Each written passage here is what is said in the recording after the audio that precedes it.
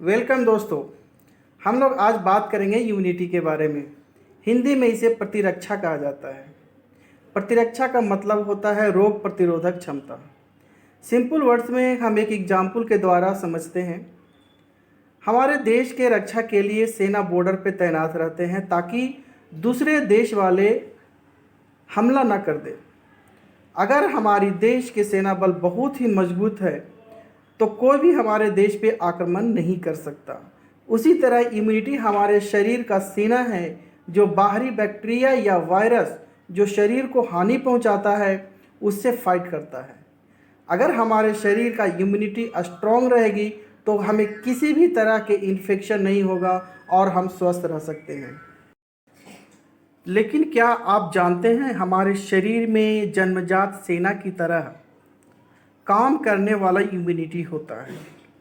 ये है फीवर यानी बुखार होना, स्नीजिंग यानी छींके आना, इन्फ्लामेशन यानी स्वेलिंग। ये सारे इम्यूनिटी रिस्पॉन्स है जो हमारे शरीर में होने वाले इन्फेक्शन से फाइट करता है।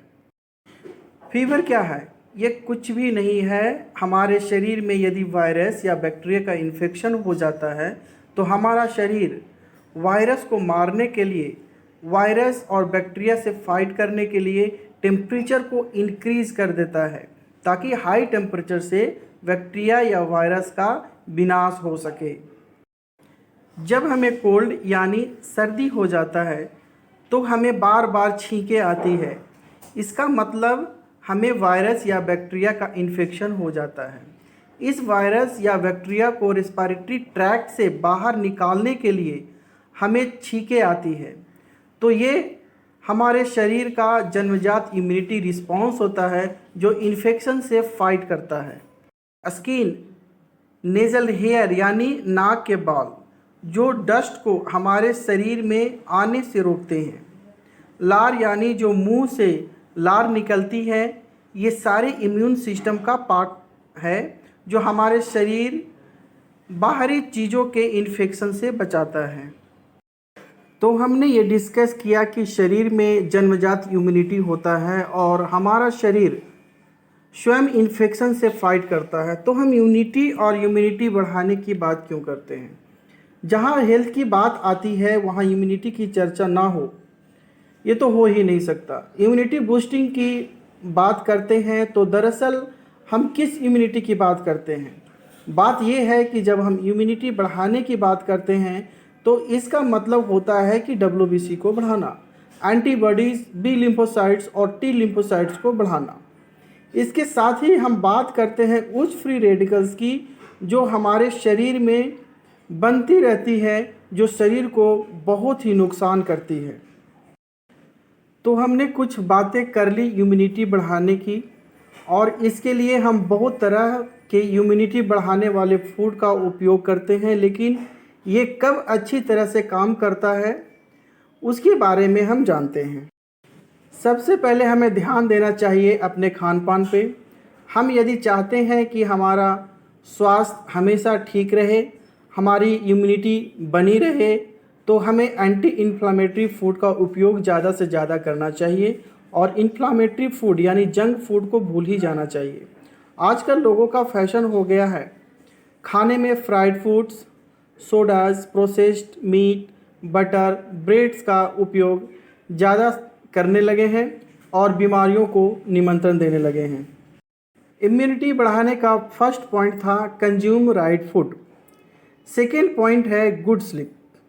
जब हम स्लीपिंग अवस्था में रहते हैं तो साइटोकाइनेज नामक प्रोटीन का निर्माण होता है जो इम्यूनिटी को बढ़ाने में मदद करते हैं। तो हमें 7 to 8 आवर्स का स्लीप तो लेना ही चाहिए। थर्ड पॉइंट है डी स्ट्रेस यानी तनाव मुक्त जीवन। आजकल तनाव मुक्त जीवन का कल्पना करना मुश्किल दिखता है लेकिन नामुमकिन नहीं है।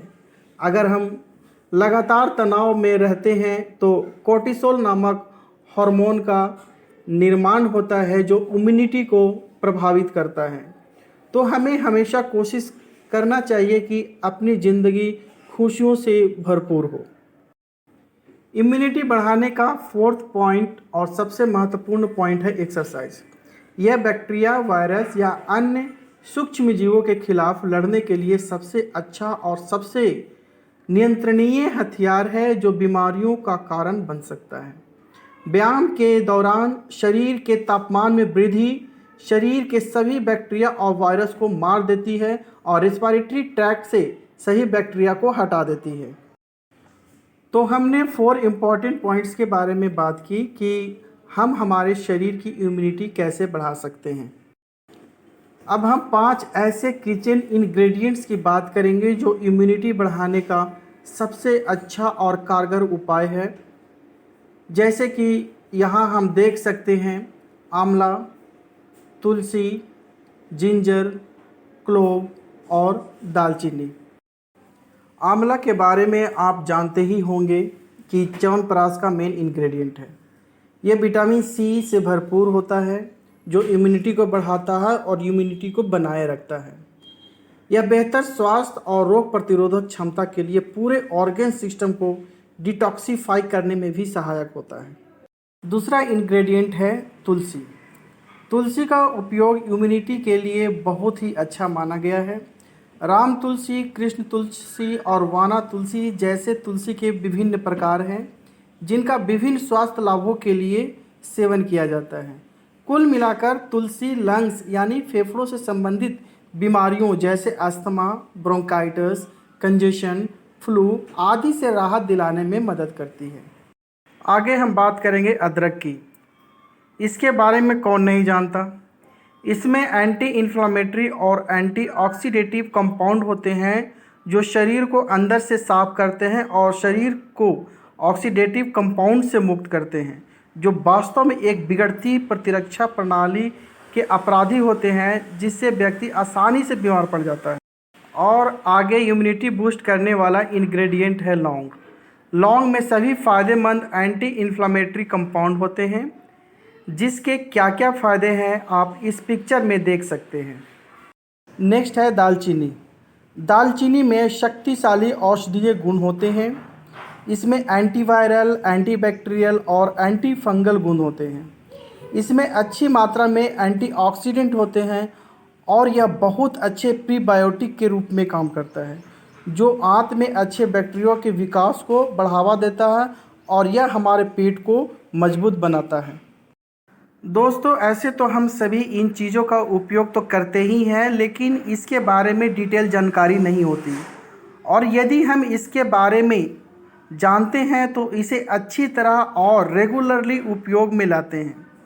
तो मैं चाहूँगा इन चीज़ों का उपयोग ज़्यादा से ज़्यादा करें और फैशन वाले जंक फूड को जीवन से हटा दें और हमेशा स्वस्थ रहें और दूसरे को स्वस्थ रखने में मदद करें। इस वीडियो को शेयर करके खुश रहें, मस्त रहें और स्वस्थ रहें। Thank you.